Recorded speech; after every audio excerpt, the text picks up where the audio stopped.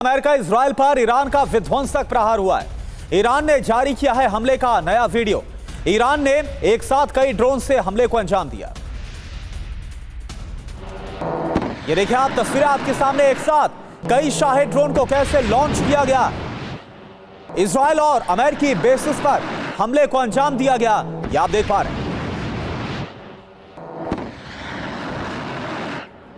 और अब बात पेंटागन की करते हैं। पेंटागन ने ईरान पर हमले का वीडियो जारी किया है। एक सुखोई Su-22 बम वर्षक विमान तबाह किया गया। 2 ईरानी बैलिस्टिक मिसाइल लॉन्चर भी इस दौरान नष्ट की गई है। और ये तस्वीर आपके सामने जो जारी कर बताया गया है इस हमले के बारे में।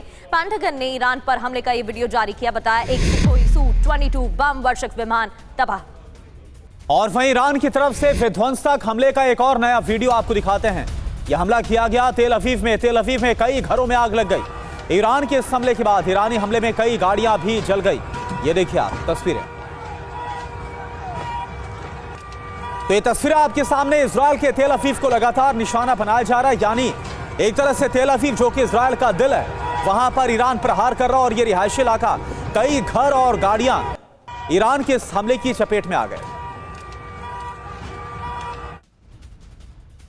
लेबनान में इजराइल का बड़ा हमला हुआ है। अल नबा में हमौर टावर पर अटैक की तस्वीरें आपको दिखाते हैं। हमले के बाद टावर पर भीषण आग लग गई। ये देखिए तस्वीरें, रिहायशी इलाका, टावर में आग लगी, अफरा तफरी का माहौल।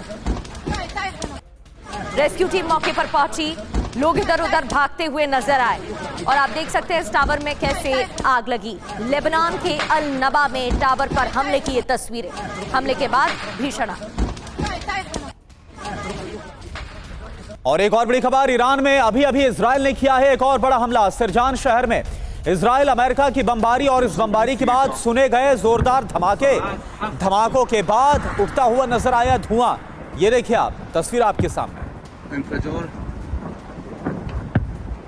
तो ये तस्वीरें आपको दिखा रहे हैं। बस कुछ देर पहले ही इस हमले को अंजाम दिया गया। जो जानकारी मिल रही है, ईरान में अभी अभी इजराइल ने इस हमले को अंजाम दिया। सिरजान शहर है, यहां पर अमेरिका और इजराइल ने मिलकर बमबारी की है और जिस तरह का धुआं आप देख पा रहे हैं, आप ये देखिए एक के बाद एक जो धमाके हुए वो भी आप देख पा रहे हैं। और एक और बड़ी खबर, राष्ट्रपति डोनाल्ड ट्रंप का ईरान को लेकर बहुत बड़ा दावा। ईरान की नेवी और एयरफोर्स पूरी तरह से बर्बाद कर दी गई है, ये डोनाल्ड ट्रंप दावा कर रहे हैं। ईरान के नेतृत्व को हमने 2 बार खत्म किया है। ईरान में तीसरा नेतृत्व अब खोजा जा रहा है। लोग ये कह रहे हैं कि खामनेई का बेटा होगा, लेकिन कोई नहीं जानता वो आखिर कहां है। डोनाल्ड ट्रंप का बयान। और ट्रंप दावा कर रहे हैं कि ईरान ने हार मान ली है। आप अमेरिकी प्रेसिडेंट को सुन रहे थे। ट्रंप की तरफ से क्या कहा गया? जंग में ईरान की पूरी तरह हार हुई। ईरान अब अमेरिका से शांति चाहता है। ईरान की डील मुझे बिल्कुल मंजूर नहीं है। ईरान जंग से अमेरिका पीछे नहीं हटेगा। अब तक जरूरी तब तक ऑपरेशन चलेगा, यानी कि ऑपरेशन जब तक जरूरी रहेगा तब तक चलता रहेगा। यह बात अमेरिका ने साफ कर दी है। इजराइल के लक्ष्य थोड़े अलग। ईरानी नेतृत्व 2 बार खत्म हो चुका है। ईरान में तीसरे नेतृत्व की तलाश जारी है। खामनेई के बेटे की बात हो रही है, मुझे नहीं पता मुस्तफा अभी कहां है। हालांकि वो जख्मी है, ये बयान भी जेडी वेंस की तरफ से दिया गया था। हमारे साथ खास मेहमान स्टूडियो में मौजूद हैं। Lieutenant general Nitin Kohli sir as defence expert हमारे साथ मौजूद हैं। दीपक वोहरा सर पूर्व राजदूत हैं हमारे साथ मौजूद हैं, उनसे भी चर्चा करेंगे। लेकिन सबसे पहले नितिन कोहली सर, जिस तरीके से अमेरिका की तरफ से दावे किए जा रहे हैं, कहा जा रहा है कि ईरान हार मान चुका है, ईरान की एयरफोर्स, ईरान की नेवी पूरी तरह से बर्बाद हो चुकी है, लेकिन एक्शन कुछ और है सर। क्योंकि कहां कुछ और जा रहा है, एक्शन तो कुछ और दिखाई दे रहे हैं। तैयारी हो रही है, B-2 बॉम्बर उड़ान भरते हुए तस्वीरें सामने आ रही हैं। तैयारी हो रही है बड़े पैमाने पर हमले की। तो ऐसा क्यों है? अलग रणनीति तैयार हो रही है, कहां कुछ जा रहा है। तो इसे किस तरीके से, किस स्ट्रैटेजी के रूप में इसे देखा जा सकता है? देखिए, जो एम ये लेकर आए थे या जो उनका डिक्लेयर्ड एम था कि वो उनका कोई अचीव हुआ नहीं है। चाहे वो उन्होंने उनकी सियासत को बदली करना था, न्यूक्लियर को करना था, ईरान की मिसाइल की कैपेबिलिटी को ख़त्म करना था, वो उनका अचीव नहीं हुआ है।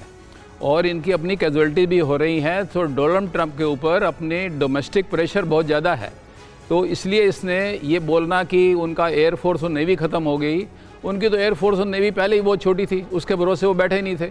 उनके पास तो दूसरा मिसाइल और ड्रोन्स के भरोसे बैठे हुए हैं, जो कि वो लगातार हमले किए जा रहे हैं। और दूसरा जो मुझे लगता है, ट्रंप ग्राउंड बना रहे हैं कोई रास्ता निकालने के लिए, ऑफ रैम्प निकालने के लिए। वो कह रहे हैं कि अभी ईरान में कोई बचा ही नहीं है जिससे बात करी जाए, वो पूरी तरह हार चुका है, ताकि कल को अगर वो यहाँ से जाएं या कोई समझौता हो तो वो अपनी विक्ट्री को डिक्लेयर कर सकें। और ये जो B-2 बॉम्बर आप बता रहे हैं वो दिखाई दे रहे हैं, या खर्ग आइलैंड में जो है करना चाह रहे हैं, वो जाने से पहले खर्ग आइलैंड को मान लीजिए कैप्चर करना चाहते हैं, ताकि उनका जहाँ से तेल निकलता है वो उनके कंट्रोल में रहे। सो कुछ छोटे मोटे गेन करके ये भी निकलना चाहेंगे, क्योंकि लंबे समय तक ये अमेरिका युद्ध यहाँ पर चला नहीं पाएगा। 6000 किलोमीटर की इनकी सप्लाई चेन है और इनके हथियार बनाने की कैपेसिटी भी कम है। अनलिमिटेड पैट्रियट्स नहीं है, कोरिया से शिफ्ट किया इन्होंने, बाकी जगह से शिफ्ट कर रहे हैं, थाट खत्म हो चुके हैं इनके।